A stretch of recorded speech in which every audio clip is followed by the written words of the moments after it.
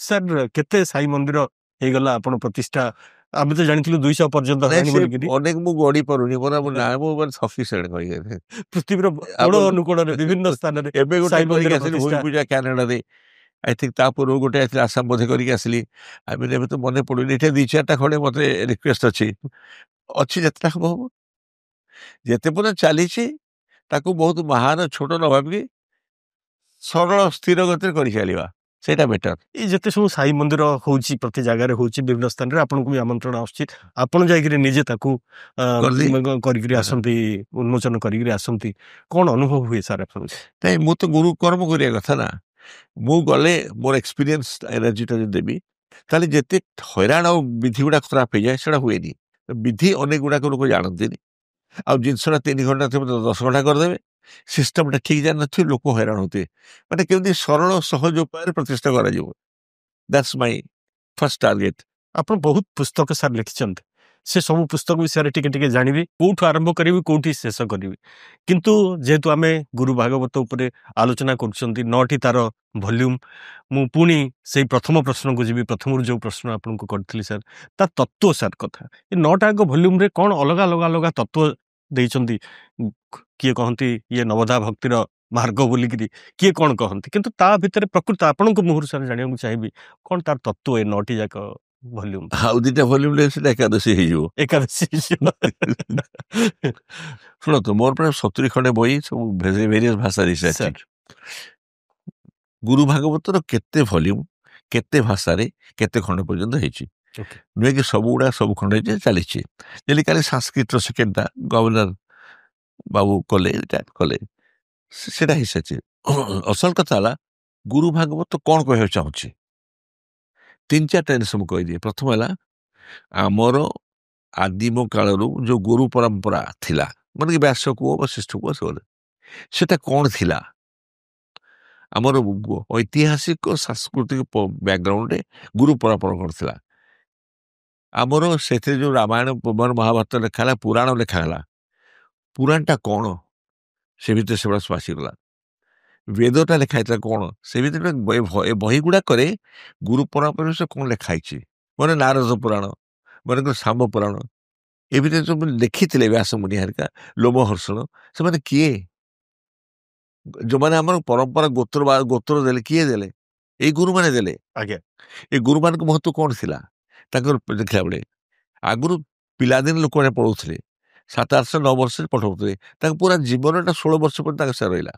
ଆଜ୍ଞା, ତା ବାପା ମାଇ ଆସୁନଥିଲେ, ତାଙ୍କୁ ଗୁରୁମାନେ ହିଁ ତାଙ୍କର ସର୍ବାଙ୍ଗୀନ କାଠ ଜାଳ ନେବାଠୁ ଆରମ୍ଭ କରିବେ, ଗୋବର ଲିପା ଆରମ୍ଭ କରି, ସରସନ୍ଧାନଠୁ ଆରମ୍ଭ କରି, ବିଦ୍ୟା, ଲ, ଏଭ୍ରିଥିଙ୍ଗ ଶିଖଉଥିଲେ, ସ୍ପିରିଚୁଆଲିଜମ ଯଜ୍ଞ ସବୁ ସମ୍ପୂର୍ଣ୍ଣ ବ୍ୟକ୍ତିତ୍ୱ ଦଉଥିଲେ। ଆଜି ସେଇଟା ହେଇପାରିବନି। ଆଉ ତମର ଡିଫରେଣ୍ଟ ସବଜେକ୍ଟ ପାଇଁ ଅଛି, ଭେରି ଡିଫରେଣ୍ଟ ଗୁରୁ। ଆଜି ସ୍ପିରିଚୁଆଲ ଗୁରୁ କରେ ସେଟା ଡିଫରେଣ୍ଟ। ଆଉ ଫରେନ୍ କଣ୍ଟ୍ରି ଯୋଉମାନେ ବେଶୀ ପଢେ ତାଙ୍କୁ ମେଣ୍ଟର କହନ୍ତି, ମେଣ୍ଟର କହିବେ। ତାଙ୍କର ସ୍ପିରିଚୁଆଲ ପଏଣ୍ଟ ଆଡିକ୍ସନ ହେଇନଥାଏ, ଯଦି ବି ଇମୋସନାଲ ପଏଣ୍ଟ ଗୋଟେ ଗୁରୁ ପାଇଁ ଥାଇପାରେ। ଆମର ଗୋଟେ ସ୍ପିରିଚୁଆଲ ପଏଣ୍ଟଟା ଆଡ୍ ହେଲା ଗୁରୁ ବ୍ରହ୍ମା ଗୁରୁ ବିଷ୍ଣୁ, ବିକଜ ସେ ଯିଏ ପଢୁଥିଲା ତାର ରାସ୍ତା କିଛି ନଥିଲା, ଆଗ that is Y we started. ସେ ପରମ୍ପରାଟା ଆସ୍ତେ ଆସ୍ତେ ଆସ୍ତେ ଆସ୍ତେ ଚାଲି ଆସିଲା ମଡର୍ଣ୍ଣ ଗୁରୁମାନଙ୍କ ପାଖରୁ। ମନେକର ଆପଣ ରାମକୃଷ୍ଣ ପରମହଂସ ଆସିଲେ, ବିବେକାନନ୍ଦ ଆସିଲେ, ଏଇ ପରମ୍ପରା ସେଇଟା ଅନେକଟା ରହିଲା ୱିଥ୍ ପରିବର୍ତ୍ତନ। ଆପଣ ଦେଖିବେ ବହୁତ ପରିବର୍ତ୍ତନ, ସେ ପରିବର୍ତ୍ତନଟାକୁ ସମାଜ ଗ୍ରହଣ କଲା। ଏ ସମାଜ ପରିବର୍ତ୍ତନ ଗ୍ରହଣ ନ କରିଥାନ୍ତା ଗୁରୁ ପରମ୍ପରାର, ତାହେଲେ ଶିରିଡି ସାଇବାବା କାହିଁ ପୂଜିତ, ରାମକୃଷ୍ଣ ପରମହଂସ କାହିଁ ପୂଜିତ ହୁଅନ୍ତି? ହୁଅନ୍ତେ ନା? ରାମକୃଷ୍ଣ ପରମହଂସ ମାଛ ଖାଉଥିଲେ ପ୍ରତିଦିନ ପ୍ରାୟ, ତାହେଲେ ସେ ପ୍ରଶ୍ନଟା କାହିଁ ଗୋଟେ ସେ ମାଛ ଖାଉଥିଲେ? ପ୍ରଶ୍ନ ସେଟା ନୁହେଁ, ପ୍ରଶ୍ନ ହଉଛି ଗୋଟେ ବ୍ୟବହାରିକ। ଆମେ ଯଦି ଜଣଙ୍କର ଖାଲି ବ୍ୟବହାରିକତାରେ ଯଦି ରହିଯିବା, ଆମେ ତ ମୂଳ ମନ୍ତ୍ର କେବେ ଯାଇପାରିବାନି। ମୂଳ ତତ୍ଵଟା ଡେଫିନେସନ ଗୁରୁଙ୍କ ରିକ୍ୱାରମେଣ୍ଟ କଣ, ଶୁଦ୍ଧ ଗୁରୁ ଅଶୁଦ୍ଧ ଗୁରୁ ଫରକ କଣ? କାରଣ ଅନେକ କପଟି ଗୁରୁ, ଶୁଦ୍ଧ ଗୁରୁ ଅଶୁଦ୍ଧ ଗୁରୁ, କପଟି ଗୁରୁ, ଯେମିତି ଶିଷ୍ୟ, ଭଲ ଶିଷ୍ୟ, କପଟି ଶିଷ୍ୟ, ସବୁ ଲେଖା ହେଇଛି। ନାଟକୀୟ ଶିଷ୍ୟ, କପଟି ଶିଷ୍ୟ, ଲୋଭୀ ଶିଷ୍ୟ, କ୍ୟାଟେଗୋରାଇଜେସନ ଅଛି। ସେମାନଙ୍କର ନାଟକଟା କେମିତି ଚାଲେ। ଖାଲି ଗୁରୁ ଶବ୍ଦଟା ଗୁରୁ ହେବେନି। ଆମ କଟକ ଦେଖାହେଲେ ଆମେ କଣ ଗୁରୁ କେମିତି ଅଛ, ତାମାନେ କଣ ତୁ ଗୁରୁ?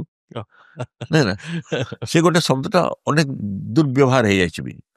ଗୁରୁ କହିଲେ ଅସଲ ସ୍ପିରିଚୁଆଲି ଏଲିଭେଟେଡ ଗୁରୁ, ଯୋଉଟା ସଦ୍ଗୁରୁ, ଆଧ୍ୟାତ୍ମିକ ଚେତନାକୁ, ନିଜର ଆଧ୍ୟାତ୍ମିକ କରିକିନି ବିକଶିତ କରିକିନି ସେଇ ସ୍ତର ଫ୍ରିକ୍ୱେନ୍ସିରେ ଆଣିପାରିବେ ଆପଣଙ୍କୁ, ସେମାନେ ସଦ୍ଗୁରୁ ହେବେ, ନହେଲେ ହେଇପାରିବନି। ଆଚ୍ଛା, ତାପରେ ସେଠି ପୁଣି ଲେଖା ହେଇଛି, ମନେ କରନ୍ତୁ ଆପଣ କେମିତି ଗୋଟେ ଏକ ଯୋଉ ମନ୍ତ୍ର କାନ ମନ୍ତ୍ର ଦିଅନ୍ତି ଯୋଉଟା କହନ୍ତି, ସେଟା କିଏ ହବ? ଦୀକ୍ଷା ଗୁରୁ। ଦୀକ୍ଷା। ଦୀକ୍ଷା ବିଷୟରେ ବହୁତ ଗଲତ ଧାରଣା। ଦୀକ୍ଷାଟା କଣ ଆକ୍ଚୁଆଲି? ଦୀକ୍ଷାଟା ଗୋଟେ କଣ୍ଟ୍ରାକ୍ଟ ଦି ଜଣଙ୍କ ଭିତରେ। ତମେ ଯଦି ଏଇଟା କରିବ ତାହେଲେ ମୁଁ ଏଇଟା କରିବି, ନିୟମ ଭଙ୍ଗ ହେଲେ ଗଲା। ଏଇଟା ଦୀକ୍ଷା ଦେଲି ମାନେ ତମେ ଯାହା କରିବ ମୁଁ ପଇସା ସହିବି ନାହିଁ। ଗୁରୁଙ୍କର ସେବାଟା କେମିତି କରିବ? ଗୁରୁ ଗୋଟେ ଜ୍ଞାନଟା କେମିତି ନେବ? ତାପରେ ଗୁରୁ ଘରକୁ ଗଲେ କଣ କରିବ? ଗୋଟେ ଗୋଟେ କରି ମୃତ୍ୟୁକାଳୀନ କଣ କରିବ? ଖାଲି ଜୀବନ କାଳୀନ ନୁହେଁ, ଗୁରୁଙ୍କର ମୃତ୍ୟୁକାଳୀନ ମୃତ୍ୟୁ ପରେ କିଛି ଅଛି କି? ସେଟା କେମିତି ହବ? ତାପରେ କେତେ ଗୁଡା ଅଛି। ସ୍ୱପ୍ନଟା କଣ? ସ୍ୱପ୍ନ କେତେ ପ୍ରକାର ଆସେ? ସେଥିରେ ଆଧ୍ୟାତ୍ମିକ ସ୍ୱପ୍ନ କୋଉଟା? ଗୋଟେ କହିଯାଉଛି ସାର୍ ଏଇ ଗୁରୁ ଭାଗବତରେ ସବୁ ଅଛି। ମାନେ ତମେ ପୁରା ଏନସାଇକ୍ଲୋପିଡିଆ ଏଇଟା, ଏତେ ସବୁ ମିଳିବ। ସବୁର ତତ୍ଵ ଅଛି, ପରିଷଦ ସଂହିତା ବ୍ରାହ୍ମଣ ସବୁଥିରେ ତତ୍ଵ ସେଥିରେ ଅଛି, ପଢିବ। ତାପରେ ସ୍ୱପ୍ନ କେତେ ପ୍ରକାର ସେଇଟା। ତାପରେ ଗୁରୁ ସାଧନା କଣ? ଗୁରୁଙ୍କର ଆଧ୍ୟାତ୍ମିକ ଶକ୍ତିଟା କଣ? ତାଙ୍କର ଯୋଉଟା ସିଦ୍ଧି କଣ ଆସିଲା। ଆଉ ତାପରେ ଯୋଉ ଗୁରୁ ଥାନ୍ତି ଗ୍ରାହସ୍ଥ ଗୁରୁ, ଶ୍ମଶାନରେ କାପାଳିକ ରହନ୍ତି ଗୁରୁ, କେଉଁଟା କଣ? ଆମ ହିନ୍ଦୁଇଜମରେ ଗୁରୁ 4 ପ୍ରକାରର ଅଛି, ବୈଷ୍ଣବାଇଟ, ଶୈବାଇଟ, ଶକ୍ତି 4 ପ୍ରକାର। ସେ ଗୁରୁଙ୍କର ଡିଫରେନ୍ସ ଗୁଡାକ କଣ? ତାନ୍ତ୍ରିକ ଗୁରୁ କିଏ? କାପାଳିକ ଗୁରୁ କିଏ? କୌଳିକ ଗୁରୁ କିଏ? ସେମାନଙ୍କର କଣ ବିଭାଗ ବୁଝ। ତାପରେ ଗୁରୁ ଯେତେବେଳେ ଗୁରୁଙ୍କ ପାଖରେ ଆସିବ ତାହେଲେ କଣଟା ସହିବାକୁ ପଡିବ ବା କଣ ତ୍ୟାଗ କରିବାକୁ ପଡିବ, ସେ ଡିମାଣ୍ଡ ପଡିବ ନା। ଆଚ୍ଛା, ତାପରେ ବ୍ରହ୍ମାଣ୍ଡକୁ ତମେ କେମିତି ଦେଖିବ? ଗୁରୁଙ୍କ ପାଖକୁ ଆସିଲା ମାତ୍ରେ ଦୁନିଆଟା ଅଲଗା ପ୍ରକାର ଏକ୍ସପିରିଏନ୍ସ ହବା ଦରକାର। ସେ ଏକାଟା ରହେନି, ସେଟା ସେ କଣ ଆସ୍ତେ ଆସ୍ତେ ନିଜ ଆଖି ଆଉ ଗୁରୁଙ୍କ ଆଖିରେ ଦେଖିବାର। ହଁ, ସେଇ ତାହେଲେ ସେଟା ଗୁରୁ କାମଟା କରି ତ୍ୟାଗ ଭାବଟା ବଢେଇ ଦିଏ। ଗୁରୁଟା ଅନ୍ୟମାନଙ୍କ ପାଇଁ। ତାହେଲେ ଗୋଟେ ଚରିତ୍ର ବିକାଶଟା କେମିତି ଆସିଲେ? ସିଏ ତ୍ୟାଗ କରୁଛନ୍ତି, କିଛି ଖାଉନା ଦଉଛନ୍ତି, ତମେ ଶିଷ୍ୟ ହବ, ତାହେଲେ ସେ ଆଦର୍ଶଟା ଗ୍ରହଣ କରିବ। ଆଦର୍ଶ ତମେ ଦାନଟା କେମିତି କରିପାରିବନି? ଆଚ୍ଛା, ଅନ୍ୟର ଅବଗୁଣ ସହନ କରିବା, ଯେମିତି ଲୋକମାନେ ଆମ ଅବଗୁଣ ସହନ କରୁଛନ୍ତି, ଜେଲସି କମିଯିବ। ଆଉ ତା ଛଡା ବାବା ହାରିକା ମନର ସଂକୀର୍ଣ୍ଣତା ବୋଧଟା ବଢିଯିବ। ତାପରେ କଳାତ୍ମକ ବହୁତ ବଢେ। ଯେତେ ସଦ୍ଗୁରୁ ଥିଲେ ପାଖରେ ସମସ୍ତେ ସଙ୍ଗୀତ ନାଟକ କଳାତ୍ମକ ଥିଲେ। ରାମକୃଷ୍ଣ ତାଙ୍କର ଗାଉଥିଲେ, ବିବେକାନନ୍ଦ ନେଇକି, ବାବା ତ ନାଚୁଥିଲେ। କଳାଟାକୁ ବଢାନ୍ତି, କାରଣ କଳାଟା ହଉଛି ସୂକ୍ଷ୍ମ ବିଦ୍ୟା। ତା ଦ୍ୱାରା ହିଁ ଇମୋସନଟା ଆସେ, ସେଟା ଆସିଗଲା। ତା ଦ୍ୱାରା ବି ଯୋଡି ହୁଅନ୍ତି ଲୋକ, ତା ଦ୍ୱାରା ଯୋଡି ହୁଅନ୍ତି। ସେଟା ଏ ସୂକ୍ଷ୍ମ ବିଦ୍ୟା ଶିଖାନ୍ତି। ଆଉ ତାପରେ ଖରାପ ବିଦ୍ୟା ଗୁଡା ଛାଡି ଦିଅନ୍ତି, ସୂକ୍ଷ୍ମ ବିଦ୍ୟା ଶିଖାନ୍ତି। ଏମିତି କହି ଚାଲେ, ସବୁ କିଛି ଅଛି ସେଥିରେ। ତାପରେ ଅନ୍ଧବିଶ୍ୱାସରୁ କେମିତି ଗୁରୁ ମୁକ୍ତ କରିବେ? ପ୍ରଥମେ ଗୁରୁ କଣ କରିବେ? ଅନ୍ଧବିଶ୍ୱାସ ମୁକ୍ତ କରିବେ। ଅନ୍ଧବିଶ୍ୱାସ ଥିଲା ପର୍ଯ୍ୟନ୍ତ କିଛି କରିପାରିବେ, ସେଇଟା ଟାଇମ ଲାଗିବ। ଆଚ୍ଛା, ସେଇଟା ଅନ୍ଧବିଶ୍ୱାସ ମୁକ୍ତ କଲା ପରେ ତୁମକୁ ଶୁଦ୍ଧ ବିଦ୍ୟାଟା ଦେବେ। ସେ କହନ୍ତି ହାଣ୍ଡି ଖାଲି କଲେ ଭରିବ। ତାପରେ ସବୁଠୁ ବଡ ଗୁରୁ କି ମୋର ସ୍ପେଶାଲ ଚାପ୍ଟର ଅଛି ମା ବାବା ପ୍ରଥମ ଗୁରୁ ସ୍ତବକ। ବାପା ମା ହଉଛନ୍ତି ପ୍ରଥମ ଗୁରୁ। ଗୁରୁ ମାନେ ତ୍ୟାଗ କରି ସହିକି କୁଳିଆଟା କି ମା କରେ ନା। ମତେ କହ, କୋଉ ମା ଅଛି ଯେ ଲେଖିକି ରଖି ପିଲା ପାଇଁ କେତେ କଲି? କେହି ରଖନ୍ତି, କେହି କରନ୍ତି ନା। ଆଉ ସେ କେହି ମା ଚାହେ ଯେ ଛୁଆ ତା ପାଇଁ ଭଲ ଭଲ କବିତା ଲେଖି ପଇସା ନେଇକି ଆସୁ ନା। କିଛି ଗୁରୁତ୍ୱର ଯୋଉ ପ୍ରଥମ ନିଦର୍ଶନ ହେଲା ମା ପାଖରେ, କେବଳ ଦେଇ ଜାଣିଛି ସେଇଟା ଗୁରୁ। ଆଉ କରିକି ତମ ହାତ ପ୍ରଥମ ଆଙ୍ଗୁଳି ଧରି ଚଲେଇବ, 10ଟି ବଚନ ଶିଖିବ। କିଏ କରୁଛି ଜୀବନଟା? ତେଣୁ ସେ ମାତୃଗୁଣଟା ସଦ୍ଗୁରୁ ମାନଙ୍କ ପାଖରେ ଥାଏ। ସେ ନଥିଲେ ସେମାନେ ସଦ୍ଗୁଣ ହେଇପାରିବେ ନାହିଁ। ନାରୀ ଗୁଣଟା ନ ଆସିଲା ପର୍ଯ୍ୟନ୍ତ ମାତୃଗୁଣଟା। ତେଣୁକରୁ ସେମାନଙ୍କୁ କହନ୍ତି ଅର୍ଦ୍ଧନାରୀଶ୍ୱର। ନାଓ ଦି ୱାର୍ଡ ଅର୍ଦ୍ଧନାରୀଶ୍ୱର କାମ। ସେ ନାରୀର 3ଟା ଗୁଣ, ମାତା, ପ୍ରେମିକା, କନ୍ୟା। ଏ 3ଟା ଭିତରୁ ତାଙ୍କର ମାତା ଗୁଣଟା ସବୁଠୁ ବେଶୀ ଇମ୍ପୋର୍ଟାଣ୍ଟ, କାରଣ ସେଟା ସୃଷ୍ଟି କରେ। ତେଣୁ 3ଟା ଯୋଉ କ୍ୟାରେକ୍ଟର କୁହାଯିବ ଓମେନଙ୍କର କୋଉଟା ବେଶୀ ଇମ୍ପୋର୍ଟାଣ୍ଟ? ମତେ ମୁଁ କହିବି ମାଟା, କାରଣ ସେ କ୍ରିଏଟ କରେ। ଭଗବାନ ତା ହାତରେ କରନ୍ତି। ଗୁରୁ ଭାଗବତରେ ସିଏ ଗୋଟେ ସେପାରେଟ ସବୁ ଲେଖା ହେଇଛି। ଗୋଟେ ସବୁ ଲେଖା ହେଇଛି। ତା ସମୟର ଜ୍ଞାନ, ମାନେ କାଳ ଜ୍ଞାନଟା କଣ?